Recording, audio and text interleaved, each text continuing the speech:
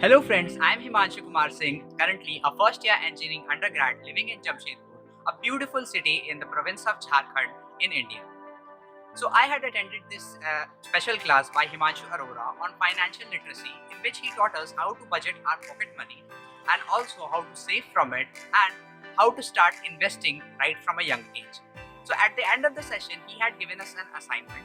So the task was as follows: to create a video and to explain how to you plan to save and invest your pocket money and breakup of your pocket money and saving options that you wish to utilize. So without waiting much, let's get right into the video and I'm really excited to get you through it. Before starting the video, it is really important for us to specify our goals. That is what we wish to achieve after all the planning we do.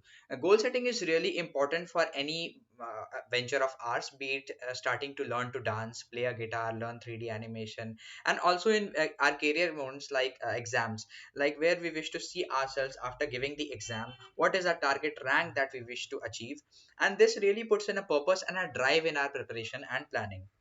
So, talking about my financial goals in the upcoming years, these are as follows, and I have divided them into three parts. The first one is what I wish to buy in the next 3 to 6 months. The second column is for what I wish to buy in upcoming year, and the third is the long-term goal, what I wish to buy in the upcoming 3 to 5 years. Moving on to the first column, first thing is that I need to buy a luggage bag for traveling from my college to home and home to college. The second is to set aside a budget for newspaper and current affair magazines, as I really like to get updated with it, what's happening in the world. And the third is to buy an SSD for my laptop. This really helps to boost the startup speed of my laptop and helps us to continue the work which we left off in a matter of just 3 to 4 seconds after we switch on the laptop after a long time. And the next is the to buy a laptop bag. They didn't provide a complimentary one in the box, so that's why I need to buy this. And the next is the what I wish to buy in the upcoming year. I need to set aside money for courses and internships, as every engineering student would target these, that is internships. And the second one is the set aside fee for filling up exam forms. And the third is that to buy clothes which would fit me better when I grow up in a year. Now, the long-term goals, what I wish to buy in the next 3 to 5 years, the first and the foremost is that I need to get an Unacademy CSE subscription.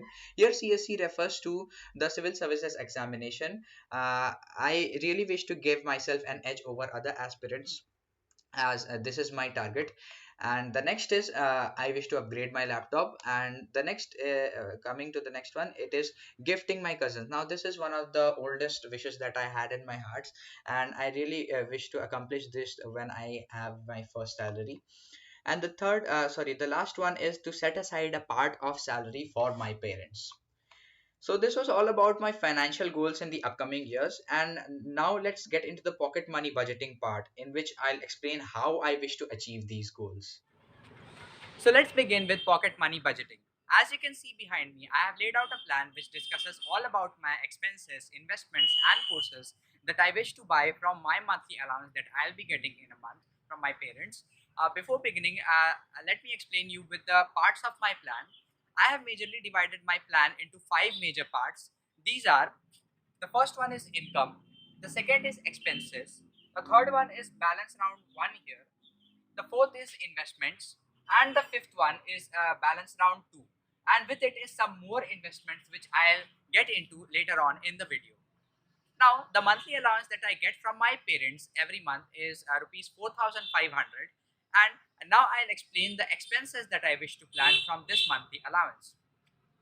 So moving on to the second part, that is expenses. Expenses are of two types. They can be periodic or non-periodic.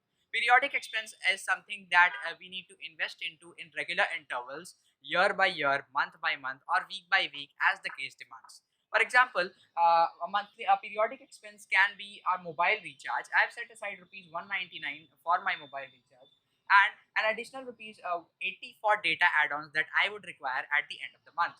So a total of 280 is going into mobile recharges. And another example of periodic expense can be Xerox printouts and notebooks. And I have set aside an amount of rupees 500 from my monthly allowance to these. If I go into the bifurcation, there's rupees 50 for Xerox, 150 for printout, so 200 here. and notebooks which cost roughly rupees 60 each, and five of them will be 300. So 200 here, 300 here, a total of 500.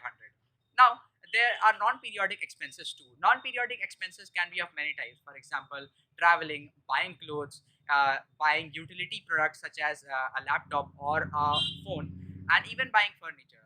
These expenses do not require us to pay regularly, and they are vaguely spread across throughout a time span. So, going into non-periodic expenses, for example, I have to travel to Bhopal next month for my SSB, and I have set aside rupees 2,000 for that. 1,800 would go into the tickets. I checked the ticket price from Jamshedpur to Bhopal. It nearly costed around 1,700 to 1,800. So, taking the maximum to be 1,800, and the remaining 200 I have put aside for casual eateries on the way.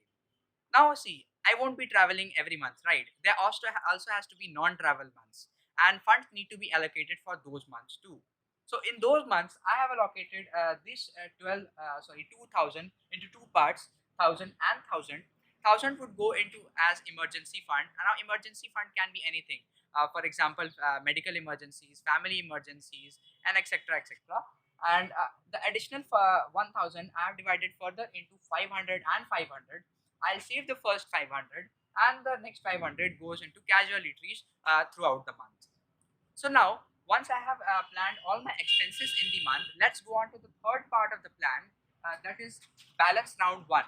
So after deducting an amount of 280 here, 500 here, and 2000 here from my monthly allowance of 4,500, I get an amount of 1,720 rupees.